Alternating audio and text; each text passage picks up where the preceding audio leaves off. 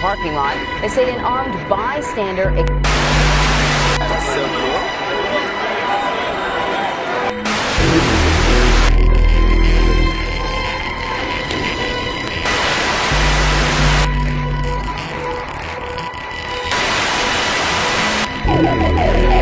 Sit down.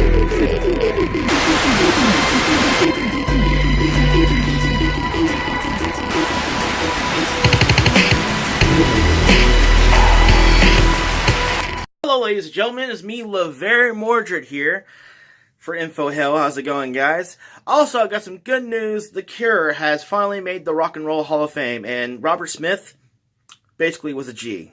It's so nice to meet you. Hi.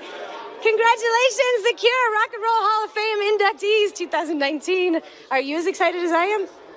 By the sounds of it, no. Time to question our lives now, look how we live. Smoking weed like it ain't no thing. So even kids wanna try now, then lie down and get ran through. Nobody watches them clocking the evil man too.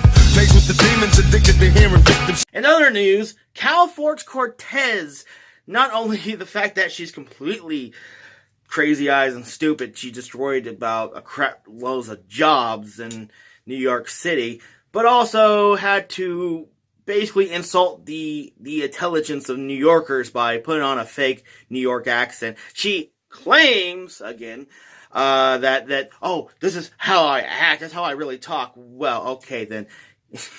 The fight's been long, y'all. This is what organizing looks like. That's right. This is what building power looks like. I'm proud to be a bartender. Ain't nothing wrong with... Do a comparison between her talking to New Yorkers and her talking to the ABC network to another person, and the same word like. And you be the judge of it. I mean, if she's really faking a Brooklyn accent, ghetto accent, just you be the judge for it. Like. Obviously, I rest my case. Also in other news, Glenn Jacobs, who plays the wrestler Kane on WWE, one of my favorite wrestlers of all time, he's now the Knoxville mayor of Knoxville, Tennessee, and he went to Lexington, Kentucky to talk to our local mayor as well about lower taxes and actually view the UK area and talked about policies and stuff like that. And I like him because he's a libertarian. And not only that, I mean, I really prefer to see him chokeslam and tombstone Matt Bevin and Jim Buttass Gray. give a teaching to those jabronis. Trump's back into the news as well about the border situation. He wants to build the wall, of course, we all know this. But he's now closing the U.S. and Mexican border from trade and goods and services and stuff like that. So all you guys can still survive without your avocados and your tequila. So chill the fuck out, okay then? Chill the fuck out. You can survive. Relax, okay? I'm not a big fan of, avocados, but tequila. I love tequila, but I can survive. Also, I got some very good news recently. I think Reverend Aaron might owe me his Christian Death album. Guess who's talking about prison reform again? And actually restating a bill in prison reform of the bill called Walking Forward. Take a look.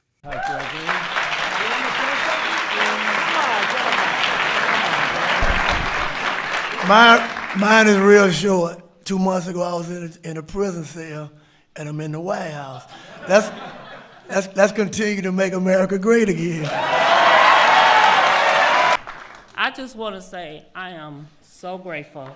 First, I want to thank God, because God got me through a lot in prison. Yes, I went to prison. I did my time.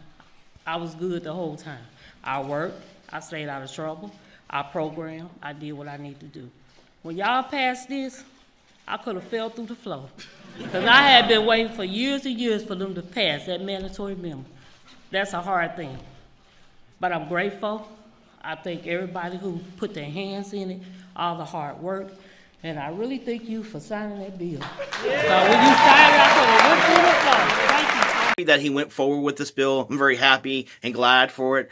And Reverend Aaron, you can keep your Christian Death album. I'm good, because fuck it. I think this prison bill reform is more of a reward for everybody, and I'm happy for it. But, you know, there's more onto the news as well. We had this other story that happened in California, Palo Alto, the town Palo Alto. I don't know, it's hard to pronounce. I know I'm a little late on this story right here. And it happened in a Starbucks. This lady here ranted and raved and bullied and harassed this old man trying to rile up a crowd in the Starbucks, saying this man hates brown people. And this old Jewish man was his mind on his own business, and he was wearing a Maga hat. You gotta be kidding me. It was trying to harass and trying to force, she was trying to force his will onto him by saying, oh, we're gonna get you fired and all these other things, that you hate brown people, and this not just being mean. Especially this girl is, you can tell from she lives a non-alternative lifestyle. Okay, when I was a kid, when I was a teenager, I was bullied and, you know, harassed by adults, you know, because of how I dressed or how I looked back in the day. And you look at Sophie Lancaster, you know so many stories from the goth community that we're treated like we're treated like the plague, basically. We're treated like we're evil or dark. And I know people in the gothic subculture, you've been, back in the day, been through this before. It sucks, especially after Columbine. We were persecuted and looked down upon because we wore all black. Spikes and, you know, dog collars and piercings and makeup and tattoos. And then, you know, I'm not saying you have to like Trump, but when you sit there and bully somebody else because they're wearing something, then you makes you a fucking hypocrite and completely ignorant because you have been there before. It's crazy. This dumb, crazy bitch, funny thing is, posted up on Facebook about this guy, and then she got a lot of heat against her for it. Lots of people were actually basically saying you're a hypocrite and calling her out on her bullshit, and basically that she wasn't very popular for doing that. And not only that, she got fired from her job. So she's the one who done it to herself by acting like a divisive, hateful person by picking on somebody just because they're wearing something that you don't like. You know how many times that I have been that way towards me? And plus, in the first place, if somebody wears something I don't like, I'm not gonna, you know, harass them at a coffee shop. That's just ignorant. It's a little thing called, I don't know, mind your own fucking business, bitch. You know, America's still a free country, right? Victor F. is a 74-year-old Trump supporter who lives in Palo Alto. He casually went about his business today, still sporting the red MAGA hat that prompted a loud confrontation with a woman at a Palo Alto Starbucks 2 days ago. This crazy woman came over, started raving at me. She turned to the rest of Starbucks. Hey, everybody, here's this racist here. He hates brown people. He's crazy. He's a Nazi and so forth. The woman, Rebecca Parker Mankey, then began taking photos and posting about it on her Facebook, saying she was going to shame him, get him fired, kicked out of clubs, and march up and down his street. Victor says she left, then came back and tried to rile the Starbucks crowd once more. Lawyer Griffin Stringed Instruments, where she worked as an accountant. The store owner decided to fire her after he read her Facebook posts. We feel that music is what brings people together.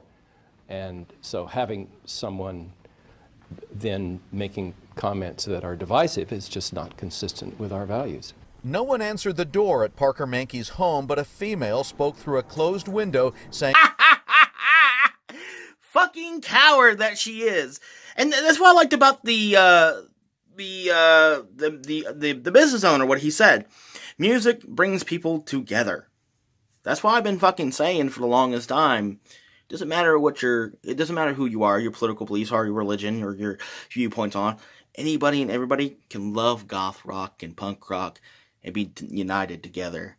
And we can forget about these hateful stereotypes and ignorance of division and just come together and fucking rock on, guys.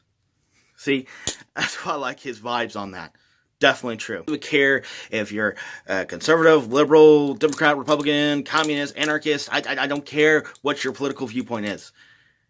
Goth is for a universal sound for everybody in heavy metal too, and punk rock. We are the counterculture, and we are different from the cultures that hates and divides and causes issues and problems. And the fake media spread lies about everybody, and especially against the culture that we are in. My friends, goth is not just music, it's a lifestyle. And we have a lot in common. Yahweh, because he knows the way. Yahweh is the man and the plan, the man of the skies. Hallelujah, my friends. But also, we got some more on to news as well. Right Wing Watch and other liberal magazines are spreading fake news again. Believe it or not, you're going to laugh your ass off in this.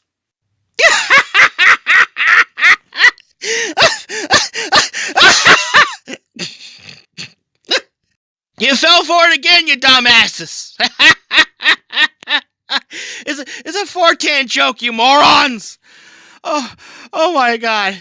The issue is that the mainstream media and, basically people who don't know anything about a subculture or a culture by itself on 4chan or never been across the internet, who've been living under a fucking rock for less than a couple centuries, don't know that memes is supposed to be a joke. You know what I'm saying? The OK symbol, white milk, Pepe the Frog, the Kakistan flag was supposed to be a joke. And the whole point of the joke and the punchline is, get this, the punchline is, I'm going to go a little closer, you're falling for it. That's the punchline. We do this on purpose so you can overreact and freak the fuck out and be like, oh my God, white supremacist, ah! That's the joke. We're laughing at you. The whole point of Pepe, the whole point, we just added Pepe the Frog with clown makeup. Just to fuck with your head. And you don't, goes over your fucking head.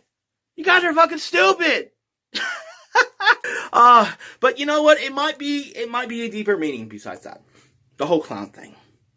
Look, we've been going through society, these divisive times, and these outrageous stories. I mean, you might hate Trump and you might think he's a clown.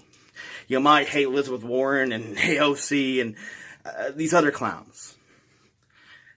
I think it might be a deeper meaning besides that. I think that it seems like society is so insane, it just seems like a parody. It seems like a fucking joke. It seems insane. The worst part is, I think Robert De Niro said it best. The election these days, it just seems like a terrible and a really bad, dramatic, and insane comedy. I mean, if you can't write this stuff. If you wrote this kind of stuff going on today, all these crazy SJW things, what Trump tweets out, or what AOC tweets out, if you put it in a comedy show back in the 90s, it would totally fit as a comedy show. That's insane. And I think that's the real meaning behind the meme, that this is a joke. It's been a fucking joke for the longest time. And we've been laughing. I think we've been laughing ever since 2016 that Trump won. We've been laughing for the longest time. And people are crying upset, freaking out, thinking, oh, it's the new Hitler almost. And Trump's doing a whole lot more better than what people think he is. The real meaning behind honk honk is society is a tragic, romantic comedy. I am the sun and the air of a shyness that is criminally vulgar. Donald J. Trump is now president of the United States. Of nothing in particular. You shut your mouth, how can you say I go about things the wrong way? I am human and I need to be loved just like everybody else does.